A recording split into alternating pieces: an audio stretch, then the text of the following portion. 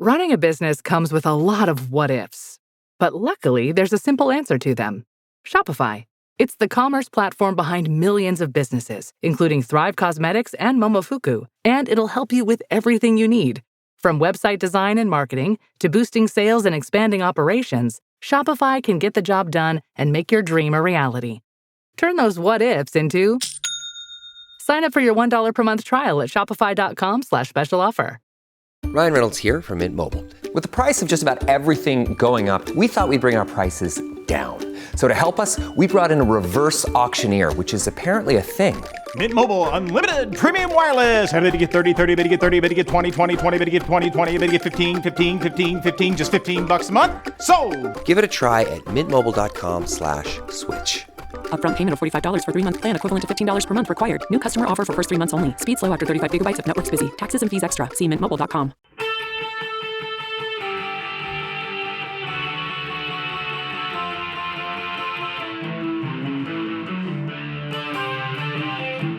This is the Daily Blast from the New Republic, produced and presented by the DSR Network. I'm your host, Greg Sargent.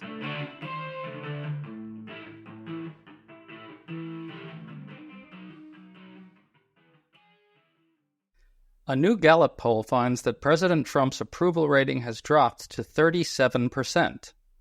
But guess what? The White House has figured out just how to get those numbers back up, by picking a huge fight with The View. This week, Joy Behar unleashed a striking takedown of Trump on the air, mocking him mercilessly for being jealous of Barack Obama. This enraged the White House, which responded with a bunch of name-calling, but also with a veiled threat. This comes as Trump's threats are escalating on many other fronts as well. We think the logic of this is worrisome. At some point, won't Trump and the White House have to escalate? What happens then? The outright jailing of Democrats and TV critics? Salon's Amanda Marcotte is one of the best out there at decoding MAGA's various cultural hatreds, so we're talking to her about all this today. Good to have you on as always, Amanda. Thanks for having me. So let's start with what Joy Behar said on The View. This comes as Trump has been inventing fake reasons for threatening prosecution of Barack Obama and so forth. Listen to what Behar said about that. So the thing about him is that he's so jealous of Obama because Obama is everything that he is not. Yeah. Trim. Yeah. Smart. Handsome. Happily married, and can sing Al Green's song, Let's Stay Together, better than Al Green. Yeah. And Trump cannot stand it. It's driving him crazy. Jealousy is not green is not a good color. Amanda, the one thing Trump hates more than anything, and the one thing he really suspects to be happening, is him getting laughed at and ridiculed. Seems like Behar really drew blood there, doesn't it? You know, nothing hurts more than the truth, right? She's right about Trump's particular problem, but I think she hit on something that is bigger and deeper and maybe why he thinks this is going to connect with his base, because so much of the MAGA movement really is driven by this jealousy that they can't admit to themselves. I hate to go to Hannah Arendt this early in your podcast, but you know, her writing about Eichmann and Israel like really got a lot of people misunderstand the banality of evil comments, but she was basically talking about that he was a mediocre man and this was his only real pathway to importance, power, whatever, is to just go Nazi. And I think that you see that come up again and again with these fascist movements, right? That they are full of mediocre people who are burning with resentment and grievance towards people that they call the elites, but who are often just people that are more excellent than they are, who are better at stuff than they are. And they hate them and they just want to punish them. It's, I don't know if you saw Kash Patel, was having FBI agents hooked up to polygraphs and was asking them if they were making fun of him, basically behind his back. And I think for the kinds of folks that listen to this show, that level of obsession is hard to wrap their minds around, but it really is obviously a huge part of the MAGA movement. Well, I'll tell you what, I think that really explains why the responses to these types of things from the White House and MAGA are always, oriented around belittling. That's what happened here as well. The White House ran to their dutiful propagandists at Fox News, unleashed a furious statement. I'm going to read from it. Quote, Joy Behar is an irrelevant loser suffering from a severe case of Trump derangement syndrome. It's no surprise that The View's ratings hit an all-time low last year. Close quote. Now, Amanda, The View responded to this by saying their viewership is actually up. But note how for Trump and the White House, everything has to come back to this idea that Trump is in people's heads. He's in critics' heads. He's psychologically dominating them. You hear this garbage all the time. This MAGA fantasy is so bizarre. They organize their entire emotional lives around the fantasy that liberals are psychically suffering torment because of Trump's world historical success. Can you talk about that weird tick on their part?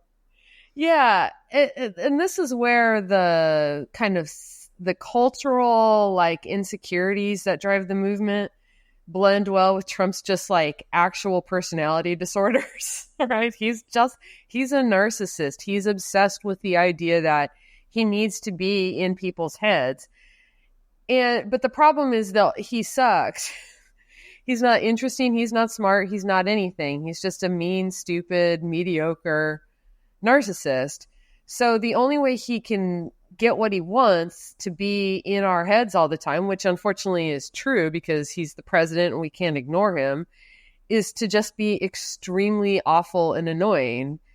But getting attention from people by smacking them in the face over and over, it gets attention, but it doesn't get the kind of attention that, you know, he wants, which is admiration.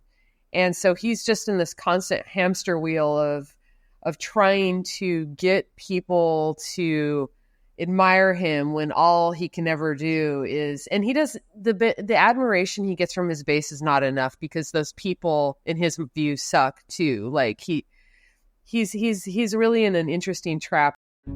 To stay up to date on all the news that you need to know, there's no better place than right here on the DSR Network. And there's no better way to enjoy the DSR Network than by becoming a member. Members enjoy an ad-free listening experience, access to our Discord community, exclusive content, and more. Use code DSR2025 for a 40% off discount on sign-up at thedsrnetwork.com/buy. That's code DSR2025 at thedsrnetwork.com/buy. Thank you, and enjoy the show. They say to only bring what you can carry. So with the all-new 2025 Ford Expedition Tremor, bring a lot. Like 3 dirt bikes, a few tents, an entire crew ready to make memories. A panoramic 24-inch display, and the confidence to push your limits. The all-new 2025 Ford Expedition Tremor. Always consult the owner's manual before off-road driving. Know your terrain and trail difficulty and use appropriate safety gear. Max payload varies based on accessories and vehicle configuration. See label on door jamb for carrying capacity of a specific vehicle. Always properly secure cargo. Your burger is served, and this is our finest Pepsi Zero Sugar. Its sweet profile perfectly balances the savory notes of your burger. That is one perfect combination. Burgers deserve Pepsi. The problem with this is that he happens to be in control of the vast law enforcement bureaucracy under the federal government. So, and I want to read another line from the White House's statement to that effect. Quote, she should self-reflect on her own jealousy of President Trump's historic popularity before her show is the next to be pulled off air. Close quote. That's a pretty straightforward threat. Retract the criticism of dear leader, or we just might use our power to get your show canceled. Your thoughts? Yeah, I really would like to ask people who voted for Trump because they bought the idea that they were standing up for free speech against cancel culture to reflect on the fact that the White House thinks they have the power to cancel television shows and that they're going to use it. I assume most of those people will just like make up excuses and come up with bizarre rationalizations. But this is straightforward. Like, quote unquote, cancel culture was mostly just people being mean to you on Twitter. And he's actually literally threatening to cancel The View because they're mean to him.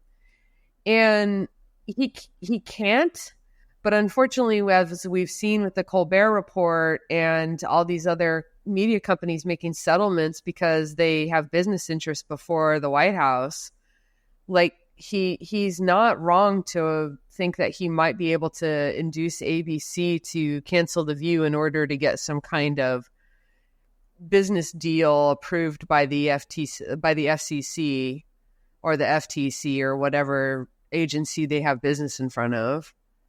Well, this is certainly even more alarming when you listen to Federal Communications Commission Chair Brendan Carr's response to this whole thing. After it all happened, Fox News had Carr on and asked him if The View is now going to face retribution. Listen to this exchange. Is The View now in the crosshairs of this administration? Look, it's entirely possible that there's issues over there. I mean, again, stepping back, this broader dynamic, once President Trump has exposed these media gatekeepers and smashed this facade, there's a lot of consequences. What's amazing about that is that before this question and before this exchange, Fox literally played audio of Bihar attacking Trump and then went right on to ask if the administration is now targeting The View, basically inviting them to say yes. Fox offered the opportunity to draw this direct link between criticism of Trump and the government punishing The View. And Carr basically said, yeah, we really might do it. This is really like state TV. What do you make of it? I try to not be shocked and frightened by everything that the Trump administration does, in part because, as you said, they're trying to get in our heads and they're trying to make us afraid. But I'd be lying if I said that didn't scare me. It scared me. Our First Amendment is about as ironclad as it gets. Now, I know that the Trump administration doesn't think anything in the Constitution is ironclad. They've come after birthright citizenship, which is also as ironclad as it gets. But we should all, this is, if anybody has any doubts that Donald Trump wants to be a fascist dictator, and I think there's still a lot of people who would call that Trump derangement syndrome or something like that. This is what he's doing.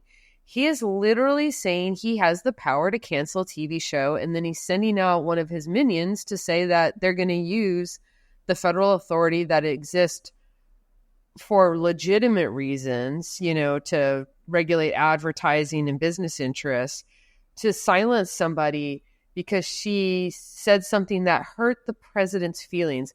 I want to remind people, all she said was he's jealous of Obama, which anybody with two eyeballs and a brain can see. Although, in fairness, she did, by saying, well, Obama's slim and happily married, she did implicitly say that Trump is fat, which is true. Yeah.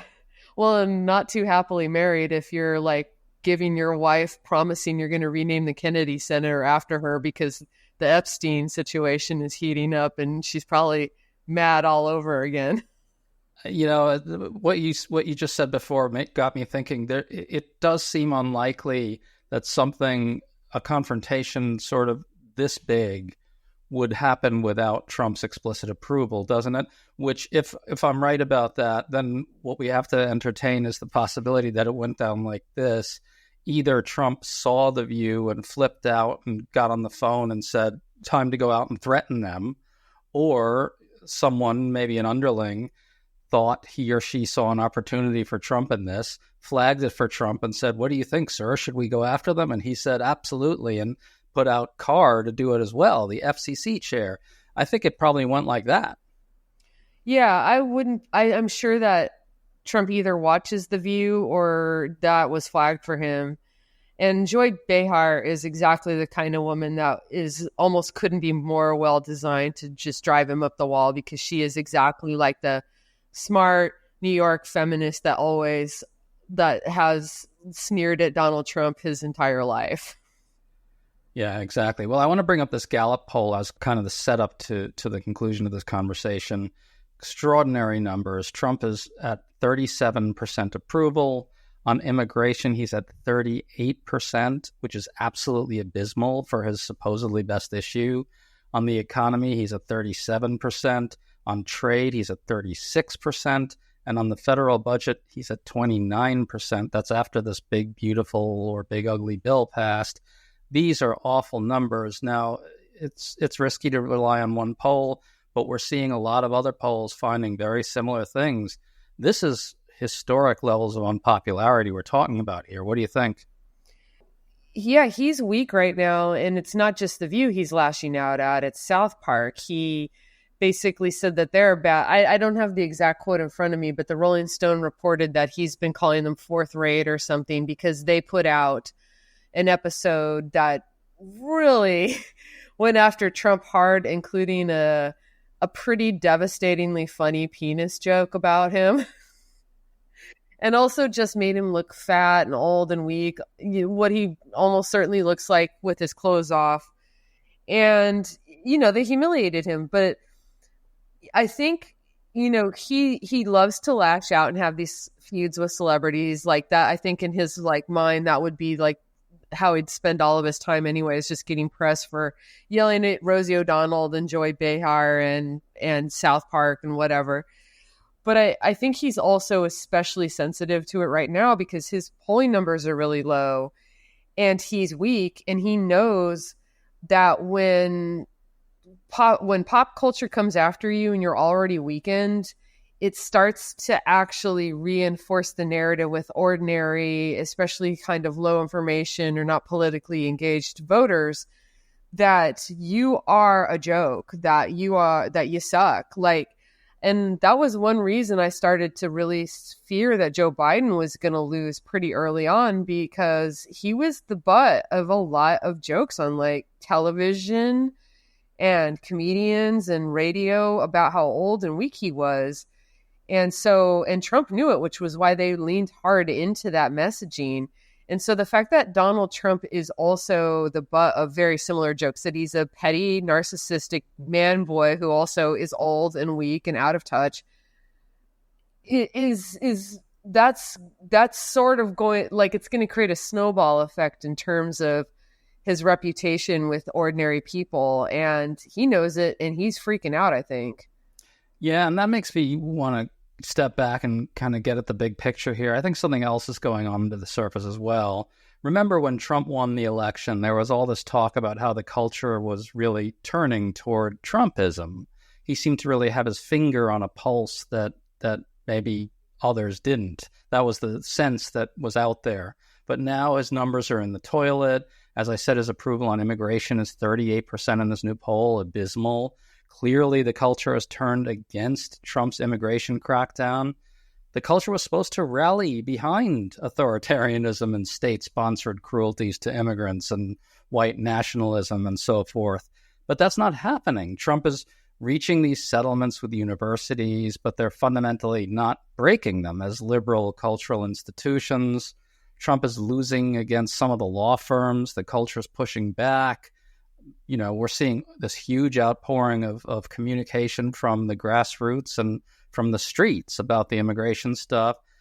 The long march through our institutions isn't transforming them. And I think Trump and MAGA are hysterical about all that. And so they're strong-arming the View in this ham-handed way, but they're going to have to ratchet things up, right? What do you make of that overall reading? I think that you're right. And I think they're going to try to ratchet things up because they're going to try to force what you can only get through persuasion, which is people to like you.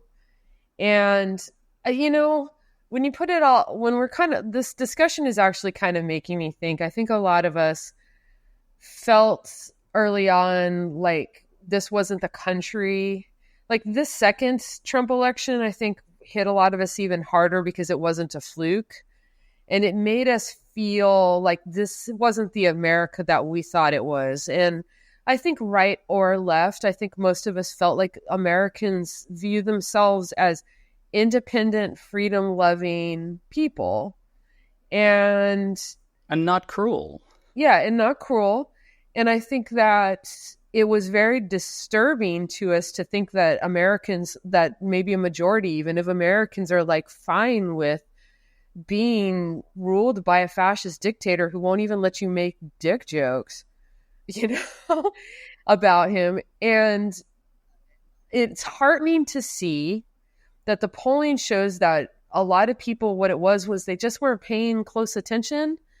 But now that they have no choice but to be reminded of who Donald Trump really is, and he's worse this time around, that part, what I thought America always was, actually turns out to be there. Like, that people are like, we don't like ICE agents kicking in people's doors. These concentration camps, what are you talking about? And I don't think that cracking down on comedy and freedom of speech and, Joy Behar is going to work for them. I think it's going to make people mad, because very fundamental to how Americans see ourselves is our ability to talk back to our leaders and make fun of them. I think what you're getting at is really kind of this toxic downward spiral for them. They really think that things like Alligator Alcatraz are going to be popular, right? Stephen Miller was absolutely 100% confident that doing things like lining the White House driveway with mugshots of Latinos and so forth would be a hit with the public, and he could provoke the press into criticizing it, and that would prove that the press is elitist and out of touch. The opposite's happening. They thought that they were going to win the argument over Kilmar Abrego Garcia, who is now back here in the United States and may end up getting freed. The toxic cycle seems to me to be that as bad when things get worse for them, they've really got to ratchet up stuff to make the base happy, because that's what their sort of foundation is. But then when they do that, it further alienates the middle in the way you're talking about. And I got to say that I think they're just going to keep going, and we may be seeing actual arrests. I think they have convinced themselves that the only real Americans are the people that voted for Trump, but even a lot of them don't like what they're seeing. And I think honestly voted against Democrats more than they voted for Trump. And I think that, because they don't consider people like you and me to be real Americans. They don't consider even, a lot of the Joe Rogan audience that just kind of voted impulsively for Trump to even be real Americans. If I was going to guess, I would say the percentage of Americans that are just straight up authoritarians is what it always has been, which was 25 to 30%. And it's never really been more than that. And I think Trump, the more he plays to that, the more he's going to shrink it just down to those people who are what's funny about that is they're not American. They're the least American of Americans. I'm not going to say they're not Americans. They've always been with us, but they're not in the spirit of America, in my opinion. Yeah. Well, I think the bottom line is that Stephen Miller and Trump believed on a very deep level that there's a latent authoritarian white nationalist majority in this country, and there just isn't. Yeah, definitely not a majority. Not even close. Yeah, well, let's hope it's as small as it's starting to look. Let's hope it keeps shrinking, because that's our way out of this. That's the only way out that I can see. Amanda Marcotte, great pleasure to talk to you. Thanks for coming on. Thanks for having me, as usual. Great time.